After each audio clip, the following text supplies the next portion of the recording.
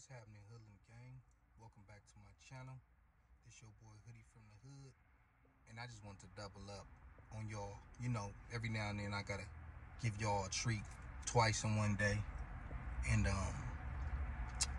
this is pertaining to the interview that I seen with Charleston White and Melvin Farmer and the other dude, the OG Damu dude. I forgot his name. This is actually about a couple interviews, even the interview that Charleston White did with Mom James. I would say I don't know why they keep sitting down with him, but I understand that they trying to stop some of the unnecessary bull shit that can snowball based on some of the things that he's saying. So these dudes try to talk to him, and he already, you know, he has this image already, so he got to stand on it, and he always say, I gotta stand on it, I gotta stand on it. And it's like, bro, you too old to be thinking like that. You're not thinking about the repercussions, and it's not just for yourself. If you don't care about yourself, if you on a suicide mission and you got a death wish, that's cool, but you take care of the kids in the community, homie, and I salute you for that. But I'm quite sure some of these kids idolize you, so when they see you acting this type of way, what you think they gonna do? What you think when they walking down the street and somebody asks them where they from, and they idolize you, and they be like, fuck the Crips, fuck the Bloods, and fuck your dead homies, and they say that because that's what Charleston White does, and get his stupid ass blown away because people take that type of shit serious. But this he's a narcissist, he's a sociopath. He's thinking about himself, and he don't care. He don't care about nobody. The man admitted that he's a shock jock, which is pretty much, and I said this, I think in my first video. It might have been my first video, Industry versus the Streets, or it might have been my second video. I said that this dude is saying things because he knows that it's going to go viral. He said, I'll say anything.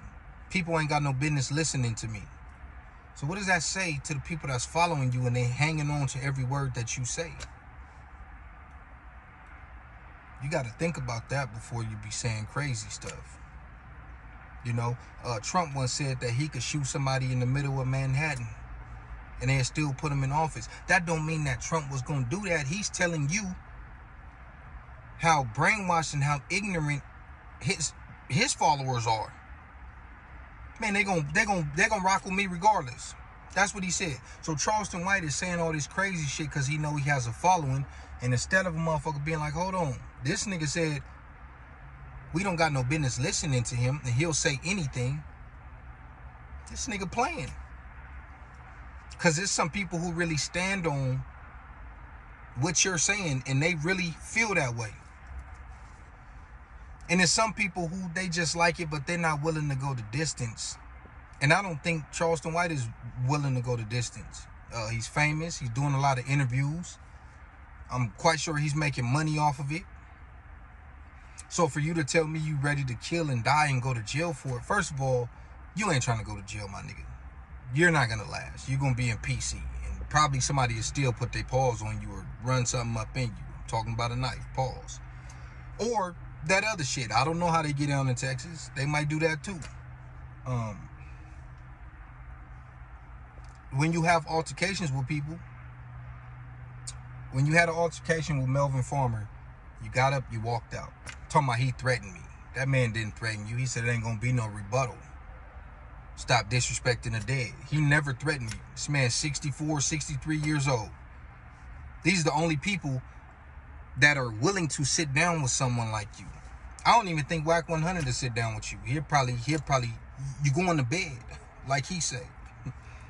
So you getting tough with retired gang members don't mean nothing. And even still, Mob James had a burner.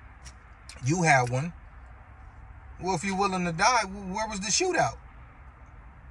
But that's not what happened. You said you was calling every law enforcement agency trying to get him locked up. You said Melvin Farmer threatened you. You snitched on C-Max, homie. Talking about, oh, he called the prison. Oh, baby snaps. He got a cell phone. He threatened me. He from 5'5" Crip. You can't be a tough guy and a snitch, my nigga. Anybody put their hands on him, he gonna tell on you. Then he says these things for shock value, and then he'll double back. Like later, he was saying, oh, I'm not saying fuck Ermias. I said fuck Nipsey. I didn't say fuck Cody Scott. I said fuck Monster, the gang member. Okay, well, you go to Crenshaw and Slauson and tell them you didn't say fuck Ermias. You said fuck Nipsey. Especially because you saying you the baddest. You ain't no California niggas badder than no Texas niggas. All this crazy shit, bro. You trying to make it a state thing. I hate when cowards do shit like this. When they got a problem and they try to make it a us versus them. No, this is your motherfucking problem. Stop trying to turn states against each other. There's real niggas everywhere. There's buster niggas everywhere. Let me ask y'all something. How many of y'all are upset about the white dude getting acquitted after the little shooting? I don't know how to say it. It's Kyle something. You still upset even though you're not from Wisconsin. Why do you care? Because it was still your people, right? So when he say, where I'm from, we don't give a fuck about a Mexican. We kick a Mexican in the ass. Then when Bosco said, man, the Mexicans will fuck you up, he gonna say, oh, I ain't talking about y'all Mexicans. I ain't talking about them 18th streets and all that. I'm talking about the Mexicans out here. That's still they people. So you bold enough to say, fuck the Crips and the Bloods, but you won't say nothing about 18th Street and MS-13 and all that. That's coward shit. Then he gonna say, oh, Melvin Farmer threatened me, so what I'm supposed to do, kill him? Then it's gonna be another black man dead? Man, I told y'all a while back, I don't know if it was a podcast or something, he was arguing with somebody, it might have been his live, and the dude was telling him like, man, tell him about the community and black people this, black people that. He said, man, I don't give a fuck about no black people. That man said that. So why all of a sudden, oh, well, it's gonna be another black man dead? Bro, you didn't give a fuck about black people. That's what you said. Y'all gotta stop believing this dude, man. That man ain't finna do shit. He finna keep running his mouth as long as y'all let him. As long as y'all keep on bringing him on these platforms, he should already be discredited once the man told you that he say anything and people shouldn't listen to him. Why y'all hanging on to every word this dude say? Come on, homie. It's entertainment. I think the nigga's funny. I think that there's a place for him in the social media or the YouTube world or whatever the case. He could get into some type of he need a podcast or something like that, or a TV show. But it's the way he goes about saying things. He could have said, man, I don't feel sorry for what happened to Nipsey. That's what he chose. He surrounded himself by them people. But I feel for Ermias. He could have said that.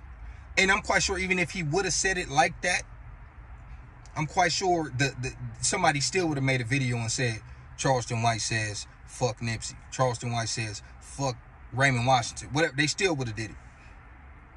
But it's the way you say things, homie. At this point, he's trolling. Yeah. You California boys ain't got no big old house and no big old cars and no big old kitchen with no big old man in there cooking you no big old breakfast. Yeah. Fuck all y'all, the Crips and the Bloods. Come on, homie. It's a game to him. It will catch up to him. That energy that you put out there will catch up to you, bro. And when we wake up in the headline say Charleston White then got his head blew off for all that shit he was talking, we gonna celebrate. Ain't nobody gonna feel sorry for you. Ain't nobody gonna feel sorry for you, bro. Because you brought that upon yourself. I would suggest people stop even talking to this dude, man. You ain't gonna get nowhere. He believe what he believe. And it is what it is. It's gonna catch up to him. Like I said, go Go to one of them places that you've been disrespecting and walk around. I guarantee you, you're going to get hurt. But anybody could say what they want from behind a screen in their house, in their state, in their city. And that goes back to the video I made earlier with motherfuckers with these profiles with no profile pic or whatever. I'm from here. What they call you? Like, come on, bro. Anybody could say whatever they want on this here platform. And he's taking advantage of it. You can't take none of that to heart, homie. He don't know nobody. He don't know none of the people he's speaking on. He just talking, homie. That's it. That's all. Hoodie from the hood, a.k.a. your friend from that big old end. Like, comment, subscribe, share, all that good stuff. I'm out.